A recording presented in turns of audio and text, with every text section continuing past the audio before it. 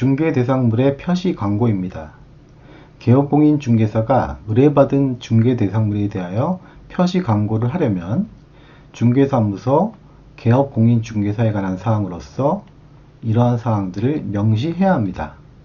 어떤 거냐면은 중개사무소의 경우에는 명칭, 소재지, 연락처, 등록번호를 명시해야 되고요.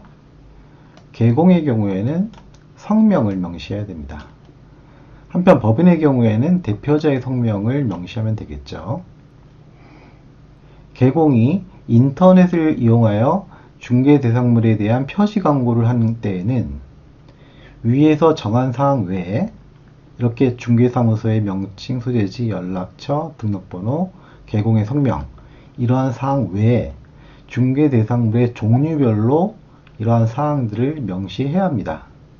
어떤 거냐면은 어디에 있는지, 면적은 얼마나 되는지, 얼마인지, 아파트인지, 토지인지, 전세인지, 월세인지, 그리고 건축물 및 그 밖의 토지의 정착물인 경우에는 층수, 사용승인, 사용검사, 준공검사 등을 받은 날, 그리고 해당 건축물의 방향, 방의 개수, 욕실의 개수, 입주 가능일, 주차 대수 및 관리비 이런 것들을 명시해야 됩니다. 중개대상물에 대한 구체적인 표시 광고 방법에 대해서는 국장이 정하여 고시하고요. 개공이 아닌 자는 중개대상물에 대하여 표시 광고를 해서는 안 되겠죠.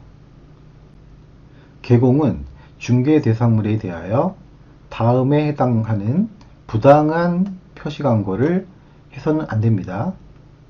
먼저 중개대상물이 존재하지 않아서 실제로 거래할 수 없는 중개대상물에 대한 표시 광고 안 돼요. 이런 거. 또 중개대상물의 가격 등 내용을 사실과 다르게 거짓으로 표시 광고하거나 사실을 과장되게 하는 표시 광고도 안 됩니다. 그리고 그 밖에 표시 광고의 내용이 부동산 거래 질서를 해치거나 중개 의뢰인에게 피해를 줄 우려가 있는 것으로서 다음 내용의 표시 광고도 안 되죠. 어떤 거냐면은 중개대상물이 존재하지만 실제로 중개대상이 될 수 없는 중개대상물에 대한 표시 광고, 중개대상물이 존재하지만 실제로 중개할 의사가 없는 중개대상물에 대한 표시 광고, 이른바 허위매물들이죠. 허위매물. 중개대상물의 입지조건, 생활여건, 가격 및 거래조건 등 중개대상물 선택에 중요한 영향을 미칠 수 있는 사실을 빠뜨리거나 은폐, 축소하는 등의 방법으로 소비자를 속이는 표시 광고도 안 됩니다. 개업공인중개사가 의뢰받은 중개대상물에 대하여 표시 광고를 하려는 경우 중개사무소, 개업공인중개사에 관한 사항으로 명시해야 하는 것을 모두 고른 것은 기업, 중개사무소의 연락처 명시해야죠. 중개사무소의 명칭도 명시해야 됩니다. 소속공인중개사의 성명? 아니죠. 개업공인중개사의 성명은 반드시 명시해야 하지만 소공의 경우는 성명을 명시하지 않아도 되는 거죠. 마지막으로 개업공인중개사의 성명 명시해야 된다고 했죠. 따라서 명시해야 하는 것은 기업, 니은, 니을이죠. 4번이네요.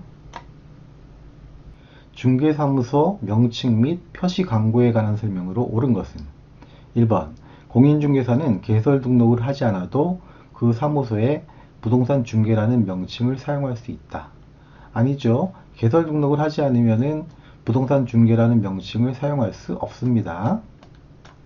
2번 공인중개사인 개공이 법령에 따른 5개 광고물을 설치하는 경우 중개사무소 등록증에 표기된 개공의 성명을 표기해야죠.